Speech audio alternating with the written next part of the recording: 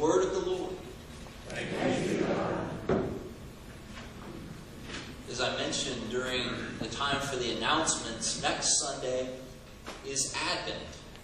And because that's the first Sunday also which follows Thanksgiving, I knew that if I hoped to preach a Thanksgiving message that I need to do that today. And so that's exactly what we're doing. But I also have a confession to make, because this Sunday has not been the easiest Sunday of my life to deliver a message like this one. And the reason for that is simple. On Monday, my wife and I traveled down to Children's Hospital in Seattle, where our son was formally diagnosed with autism. The diagnosis wasn't a surprise to us. A teacher first used the word autism to describe Liam's interactions with others when he was just 11 months old. I was in denial at the time and thought that word was a little severe for what was really going on.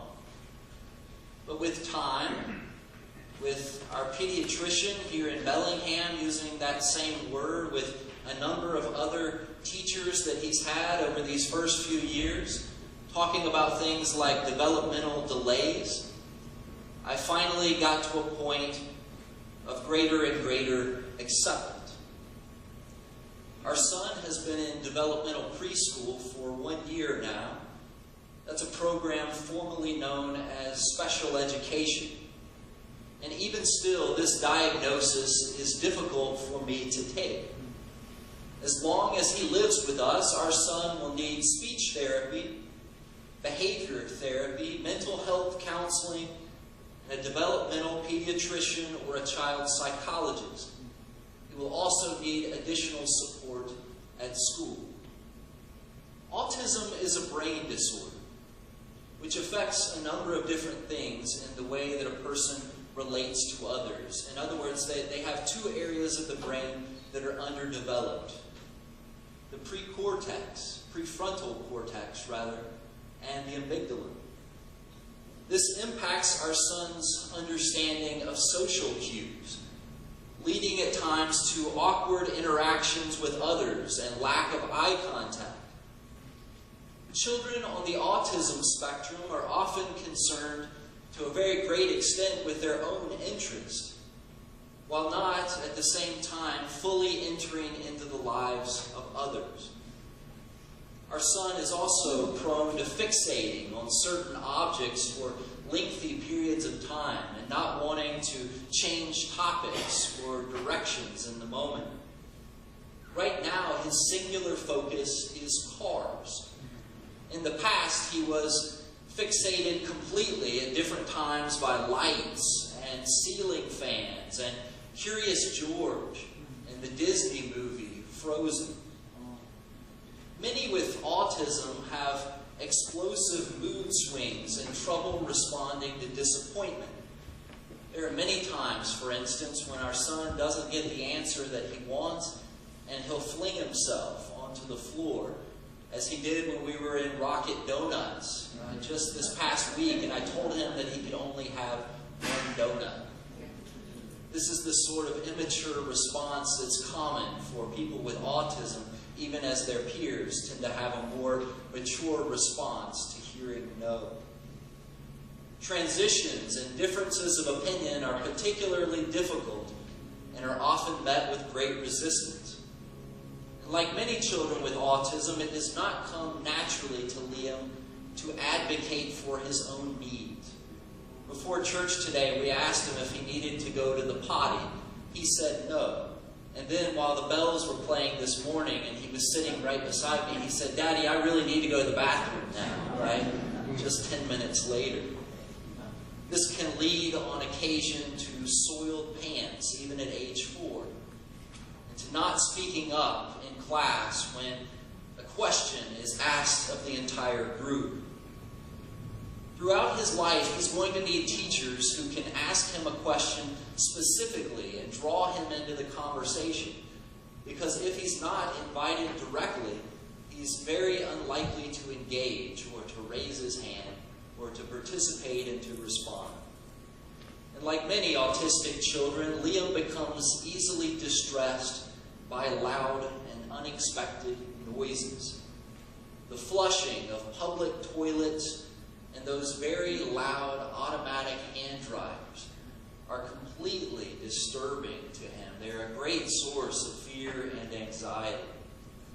For this reason, he now has a pair of earphones that he can wear whenever he is feeling overwhelmed by the various triggers in his life. The good news, as you probably already know, is that Liam is very intelligent and he's also very high functioning. This is a spectrum disorder. There are some children with autism who can barely speak a word by age 10. There are other children like Liam who are very verbal and have a great interest in other people, even if they are socially awkward and don't quite know the right words to use. Even "Hi, how are you today?" He's more likely to run up to you and thrust a car in your face and tell you how many exhaust pipes it has. That's his way of trying to connect.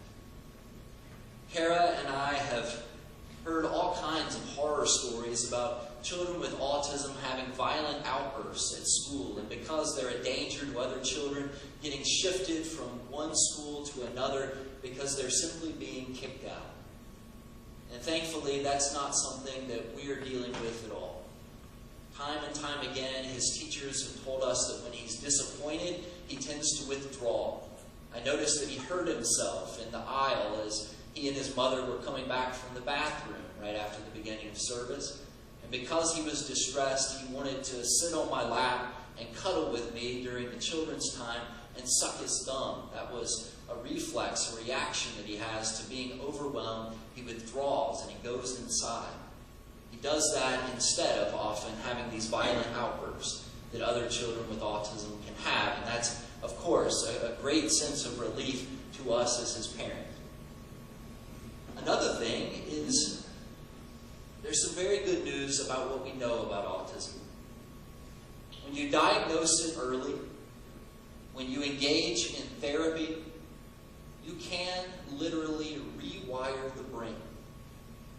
And so we're involved in that process right now. We're teaching him every day about how to interact with other people, how to look them in the eye, how to say appropriate things like "good morning" and "how are you?" And he's taking to all these things very, very well. He's a very good student, and he's a quick learner. Many people with autism go on to do things in life that are very detail-oriented because they hone in to a certain topic with their full self. As I told you right now, it's cars. They end up making great engineers and computer programmers and other kinds of careers that involve a single focus on one very detail-oriented task. This is a great comfort to me as well, knowing that my son has many options for his future. And it's also nice to know that there are currently 2 preschool girls that he's in school with who claim to be engaged to him. For a child like Liam, personal and professional opportunities abound. And as his parents, we go forward together in this process with him, understanding both the challenges that he has, which are unique and real to his situation and to other children like him, but also with the knowledge of his incredible strength. Steady and dramatic improvements are the norm now. You can expect these sorts of things with these early interventions, having the right people in his life, having the right therapies, and then reinforcing those things at home, at school, and here at church. Do I wish that my son's life could be easy? Of course I do. What parent wouldn't? But I also could never imagine trading the son that I have for any other child. Every day we laugh and we learn together, all while sharing an unshakable bond. I'm proud of him, and I respect the person that he is and the one that he is to become. He's a person with unique gifts and skills. He's a person with a loving heart who enjoys sharing. He has a gentle spirit. For a person on the spectrum, he adapts easily to changes. And as I said before, he's responding very well to therapy. In our second lesson this morning, we hear these words: rejoice always, pray without ceasing, and in all circumstances give thanks, for this is the will of God in Jesus Christ.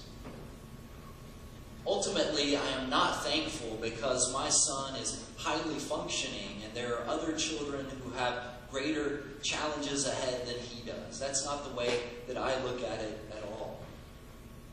Instead, I am thankful for the many gifts and blessings which abound for him and for our entire family in every season. I give thanks for supportive parents and for skilled therapists. And I thank God for the abilities that I have been given to enhance not only my own life, but to enrich the lives of others, including my son as well. I'm grateful for a rewarding profession, for financial stability, for reliable transportation, a wonderful place to live, and more love in my family than I can possibly deserve. I'm thankful for donuts, and sunshine, and laughter. And yes, I am thankful beyond measure for a little boy who is far more than a diagnosis. At this point, I could easily choose to transition and to quote some famous author or some famous theologian or thinker and try to sum up everything that I just said and give it some sort of credibility and validation. But what I've shared today is a very personal story. Words from the heart about the struggles and the triumph of a life lived in faith.